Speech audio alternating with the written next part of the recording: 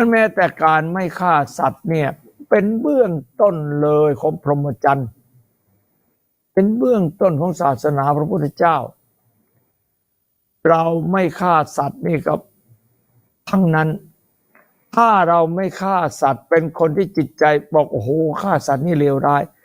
คนคนนั้นจะไม่ฆ่าคนเพราะคนมีค่ามากกว่าสัตว์เดรัจฉานใช่ไหม